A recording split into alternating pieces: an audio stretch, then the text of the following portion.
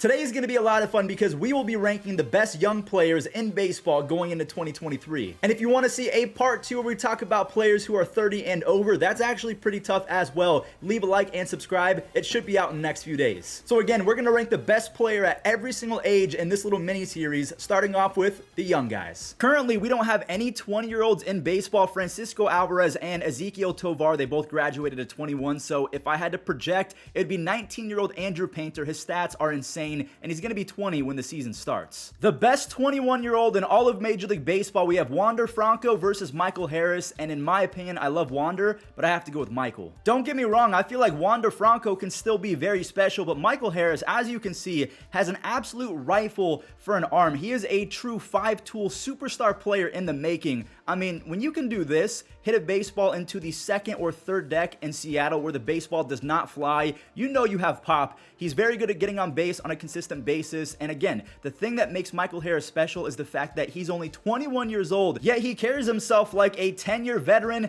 His defense, special. His speed, special. If you guys did not know, he is in the top 5 to 3% in sprint speed. The hose is real. The offense is real. And it just blows my mind to remind myself that Wander Franco is 21. Michael Harris is 21 as well. These kids are so good at such a young age, and I think it's because of the camps that are scattered across America. So everyone is playing pretty much professional baseball at 14, 15 years old. The training is better. Michael Harris, he's going to be special for a long time. He's my best 21-year-old. So 22 is going to be a little bit tougher. We have Bobby Witt Jr. versus Corbin Carroll versus J-Rod. So maybe not as tough as I made it out to be, but I think that Bobby Witt Jr. and Corbin Carroll have high ceilings. It's just, they're not J-Rod. Julio Rodriguez, we call him J-Rod. He's coming off a season when he almost had 30 home runs and 30 stolen bases. You guys see that stat down there, 6 OAA. That is out above average. Anytime you have above 0, you're above average. So 6 is really, really good, and almost 5.5 F4 as a rookie. This guy, he's got the pop, he's got the arm strength, he's got the speed, he can hit for contact. I think that J-Rod is easily one of the most fun baseball players I've ever seen, and one way to really determine if a player is good or not, check out their card prices. J-Rod, his prices are through the roof. I can't invest in J-Rod anymore. He can turn singles into doubles, doubles into triples. He is a leader at the ripe age of, what, 22 years old? He genuinely reminds me of my favorite baseball player ever, Grady Sizemore. Grady, once upon a time, had 30 home runs, 30 plus stolen bases, and a gold glove in the same season. J-Rod, he can do that too. 23 years old is not as competitive as the other ages. We have Vladdy Jr. versus Oswaldo Cabrera versus Reed Detmers. Reed was great in the second half. Oswaldo is a defensive wizard, but I have to go with Vladdy Jr. Vladdy, in a down year, had 32 home runs, a 132 WRC plus, and he won his first gold glove. He went from third base to first base. We're seeing him absolutely tee off on the Yankees. So what I like about Vladimir Guerrero Jr. is the fact that he's not even 24 years old yet, and he already has over 100 career home runs. And I don't mean to sound dramatic, but he's doing this with a lot of pressure on his shoulders. I would put him in conversations with Bryce Harper, LeBron James, some of the most highly touted prospects in the history of sports. And Vladdy, he's actually doing it. I know that 2021 was a whole lot better and that his offense wasn't as good in 2022, but the defense, it did pick up. I'm expecting a monster 2023 campaign from Vladimir Guerrero Jr. The Jays are better, so Vladdy, he's going to be better as well. All right, moving on over to 24-year-olds, we have Juan Soto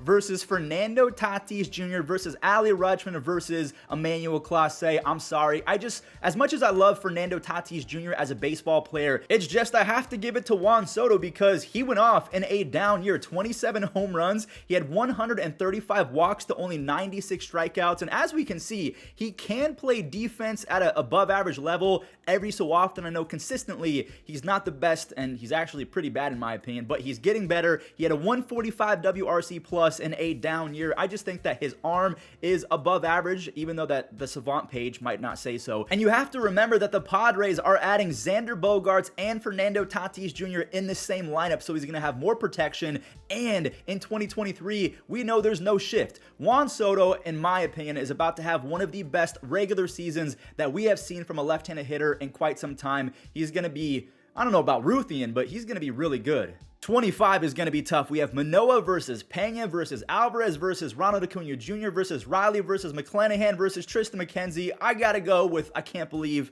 I'm saying this, 25-year-old Yordan Alvarez. I feel like he's been in baseball forever. Air Yordan. He played a little bit of defense last year, so that's why his F4 was actually a whole lot higher than normal DHs. He hit 306 with 37 home runs. He had a 185 WRC plus, and again, a near 7 F4. Defensively, I'm going to go ahead and say this. His range is pretty limited, and not to say that the Astros have basically told him to, hey, kind of pump the brakes, you're our best hitter, please don't injure yourself, just make the routine plays. But I will give him some credit. He has an absolute cannon, and he doesn't care whether it's a left-handed pitcher, a right-handed pitcher. Yordan Alvarez is going to absolutely smash baseballs and come in clutch when you need him to. We saw what he did in the postseason. Here's his walk-off home run against Robbie Ray. Again, a pretty crafty lefty, and he pimped it as well. He's so much fun to watch. I think that Yordan Alvarez, I don't say this lightly, he could be the best hitter in all of baseball. Now, again, Yankees fans are going to get mad at me because Aaron Judge exists, but Yordan as a pure hitter, he's got the pop, he's got the average, but so does Aaron Judge. So yeah, there's a lot of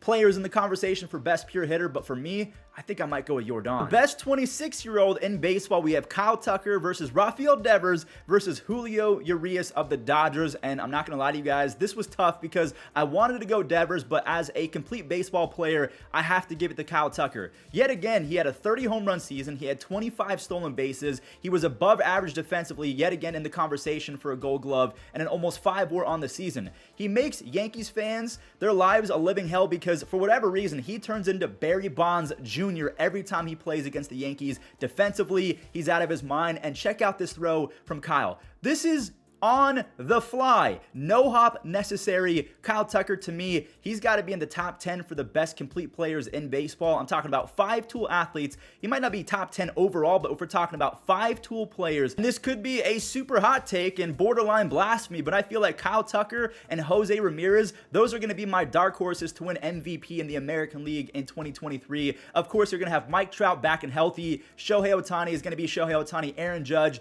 I mean, he's Aaron Judge. But for me, Kyle Tucker and Jose Ramirez, you better watch out. 27 is a pretty weird age because we have Sandy versus Dylan Cease versus Willy Adames versus Tommy Edman versus the very underrated Zach Gallen. I have to go with Sandy Alcantara simply because he might be the most valuable pitcher in baseball going into 2023, and it's not because he's the nastiest. Yes, he had a 2.28 ERA over almost 230 innings, but what makes him valuable is he is going to save your bullpen almost every single time he goes out there. Do you see at the bottom? He threw 7+ innings 22 times. He had 6 complete games going 9 innings all by himself last year. You don't really find that in the modern game of baseball anymore. It's just not really something that pitchers like to do. They're going to go 5-6 innings. They're going to empty the tank. But Sandy, look at this. In the 8th inning, he's throwing frisbees. He's throwing 93-mile-an-hour cutters. He's got a sinker that moves a lot. And again, 101 miles an hour to strike out the final hitter of the 8th. That's nuts. 28 is pretty crowded as well. We have Pete Alonso, Edwin Diaz, Corbin Burns, Carlos Correa, Dansby Swanson, and Nestor Cortez.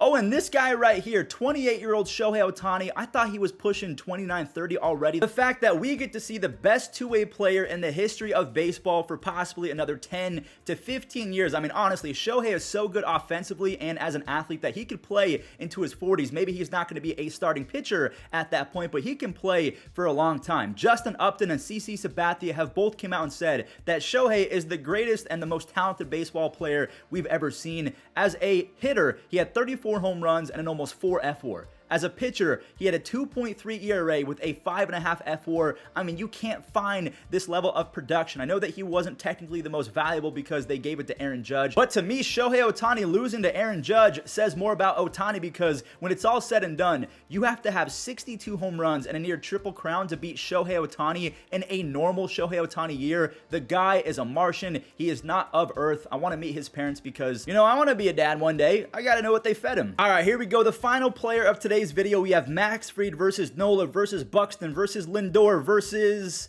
Trey Turner. I have to give it to Trey Turner. My heart is going with Francisco Lindor because I feel like Lindor was super underrated last year. Defensively, he improved as the season aged. He wasn't very good to begin the season, so that's why his defensive stats weren't as good and eye-popping as usual, but he was still very good. Anyways, back to Trey Turner. 64 extra base hits, 27 stolen bases, a near 130 WRC plus, and an almost 6.5 F4. Trey Turner can do a lot of special things on the diamond aside from elite defense. Now, he does get the job done. He can make the flashy play every so often just because he is a supreme athlete, but he is clutch. Also, what he did in the playoffs against the Padres, he was an absolute menace to society. He was ruining life down there. So for me, Trey Turner, I got him just ahead of a few other superstar players. No disrespect to any of them, but Trey, he's my best shortstop in baseball. I have to pick him. That was a lot of fun. Thank you guys for watching. If you agree or disagree with any of my picks, let me know in the comment section down below. If you enjoyed, leave a like, subscribe. We do this almost every single day, and I'll catch you in part 2.